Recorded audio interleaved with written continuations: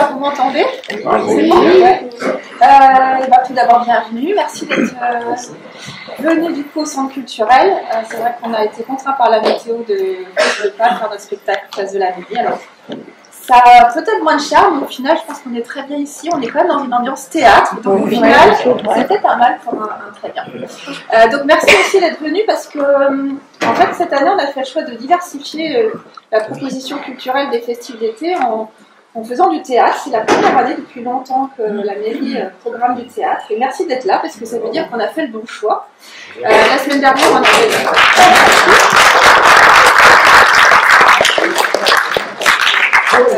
La semaine dernière, il y avait du cirque, et puis les autres jours, on a eu de la musique, et puis un fest-noz aussi. On avait démarré ici les festives par un fest-noz. Donc en effet, ce soir, c'est la dernière date des festives dans le format 21h. On aura encore 2 concerts le mercredi 3 septembre à la chapelle de la Congrégation. C'est le Banquet Céleste qui va donner de la musique baroque, donc à 2 créneaux, 16h et 18h, à la chapelle de la Congrégation. Donc pareil, c'est gratuit. Le mieux, c'est de réserver parce qu'on est limité en place, c'est 50 places assis à la chapelle. Donc voilà, c'est une autre offre culturelle aussi pour diversifier les choses. Je tenais aussi à redire ce que j'ai dit mercredi dernier. En fait, on a de la chance tous, je pense, d'habiter sur le territoire. Parce qu'à Josselin, en fait, cet été, entre début juin et fin septembre, on a eu tous la chance de pouvoir participer à divers spectacles. On a fait le comptage la semaine dernière. On a eu 39 spectacles organisés, du coup, sur à peine 4 mois à Josselin. Donc, des spectacles organisés soit par la commune, soit par des associations, mais aussi par des bars et aussi par plusieurs de communautés. Donc, c'est une vraie chance d'avoir ça sur le territoire et je tenais aussi ce soir à en reparler parce que je pense que c'est très important d'avoir une telle offre et voilà. Merci.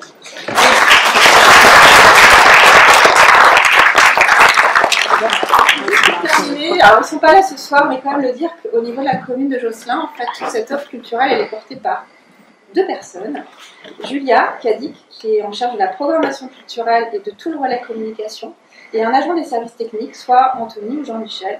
Et en fait, ils font un énorme travail parce que c'est vraiment eux qui portent tout ça. Alors, ils ne sont pas là ce soir. Et puis, les élus sont là. Je suis souvent là, des collègues aussi pour les accompagner.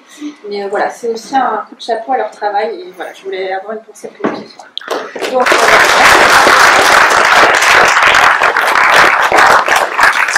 Donc, ce soir, c'est théâtre. Les femmes savantes, par les allumeurs du réverbère. Je pense que la soirée va être dynamique et drôle. Donc, je vous souhaite une bonne séance de théâtre et à tout à l'heure. Merci.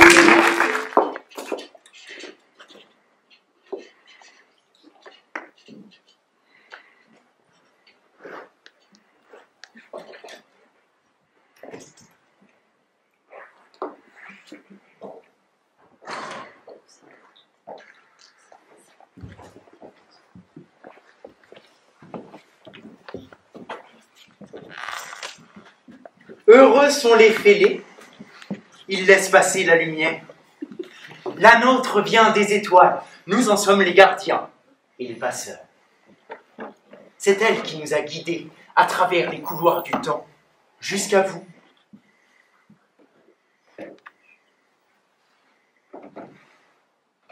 Nous sommes les allumeurs de réverbères. Aujourd'hui, nous descendons des étoiles pour venir à votre rencontre et vous raconter les histoires extraordinaires dont nous avons été les témoins.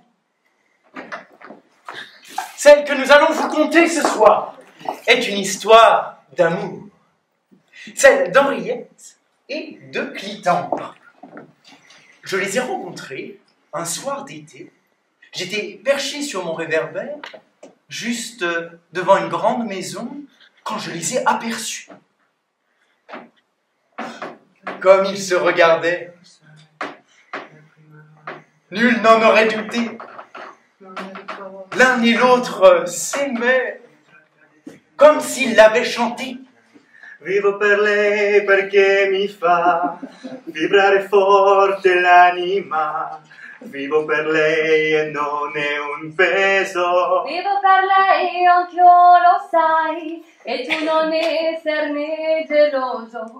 Lei è di tutti quelli che hanno un bisogno sempre acceso, come uno sterno in camera, di chi da solo adesso sa che anche per lui, per questo io vivo per lei. E una musa che ci invita A sfiorarla con le dita, attraverso un pianoforte, la morte lontana, io vivo per lei. vivo per lei che spesso sa essere dolce e sensuale, a volte picchiante sta ma è un pugno che non fa mai male. Vivo per lei, non so mi fa girare di città in città, soffrire un po', ma almeno io vivo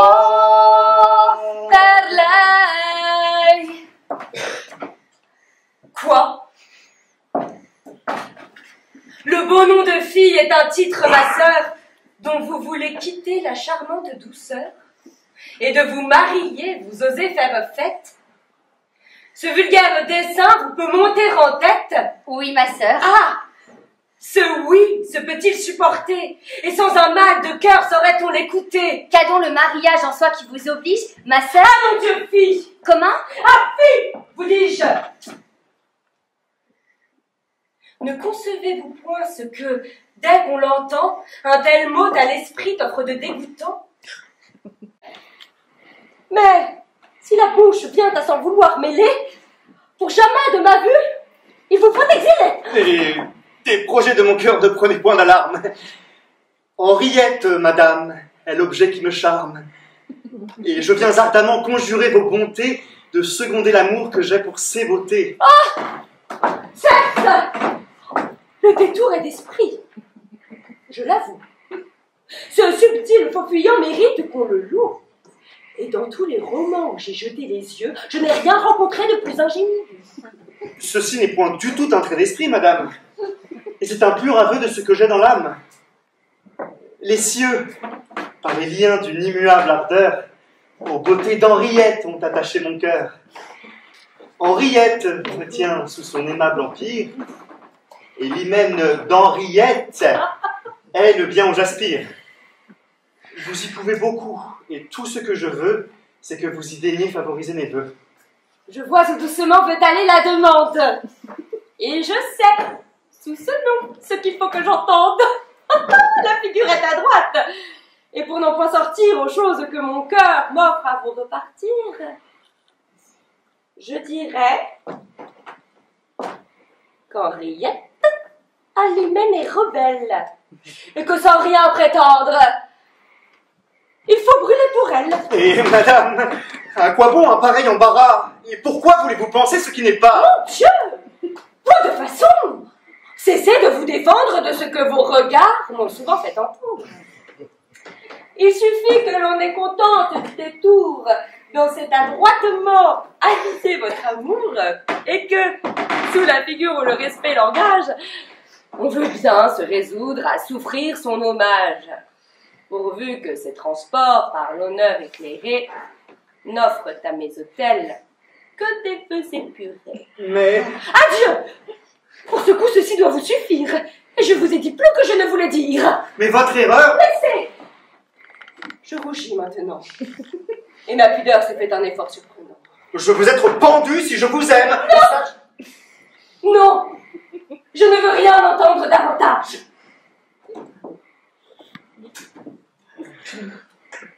Vivo per lei, por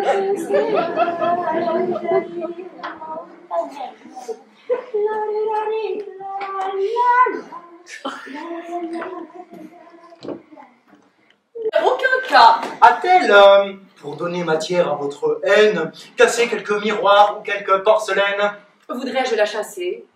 Et vous figurez-vous que pour si peu de choses on se mette en courroux? Qu'est-ce à dire? L'affaire est donc considérable. Sans doute.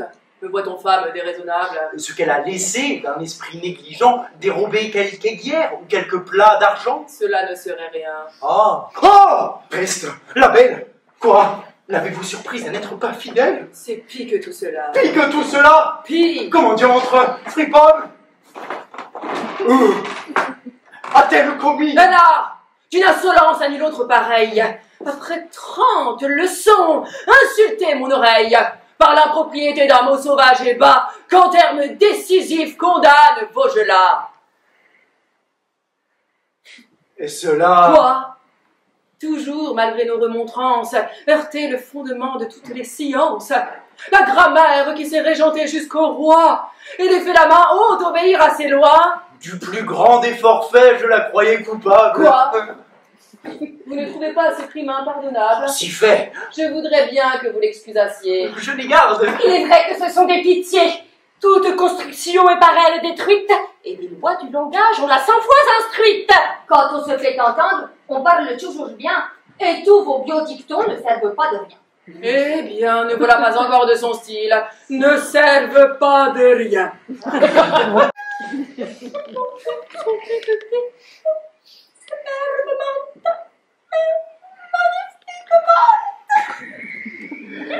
Faites-la sortir, Quicondia, de votre riche appartement, où cet ingrat insolemment attaque votre belle vie. Ah, Toutou, laissez-moi, de grâce, respirer. Donnez-nous, s'il vous plaît, le loisir d'admirer. On se sent assez vert jusqu'au fond de l'âme. Couler je ne sais quoi qui fait que l'on se pâme.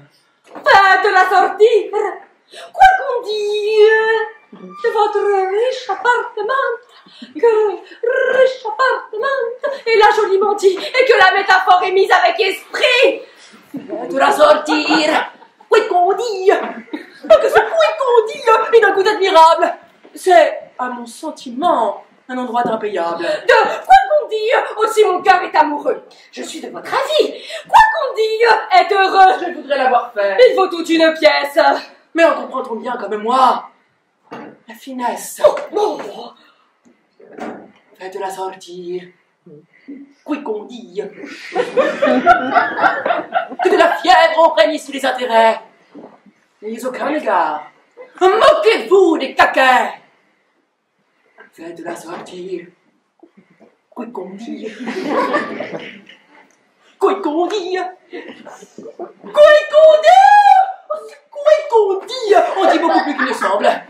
Je ne sais pas pour moi si chacun me ressemble, mais j'entends là-dessous 1 million de mots. Il est vrai qu'il dit plus de choses qu'il n'est gros. Mais comme ça.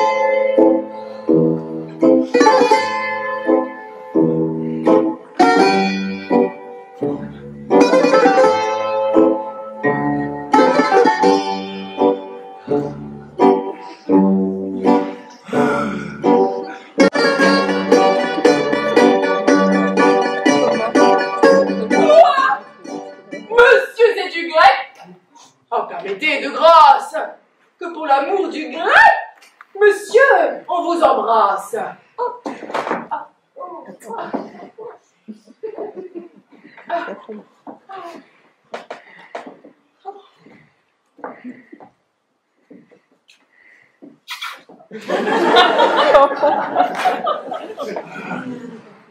Ah.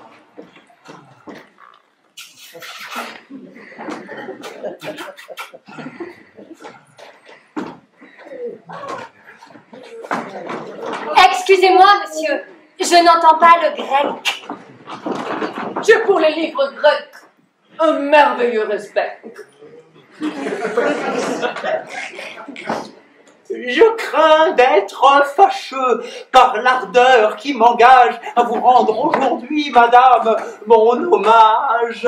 Et j'aurais pu troubler quelques doctes entretiens. Monsieur, avec du grec, on ne peut gâter rien. Au reste, il fait merveille en vers ainsi qu'en prose. Et pourrait, si vous voulez, nous montrer quelque chose. Le défaut des auteurs dans leur production, c'est d'en tyranniser les conversations, d'être au palais, au cours, aux ruelles,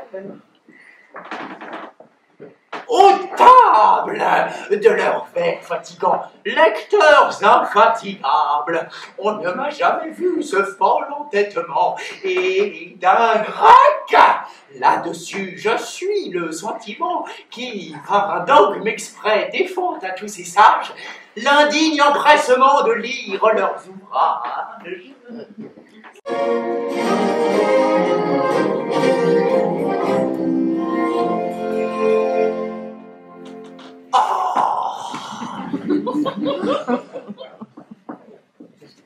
Reprenons le discours.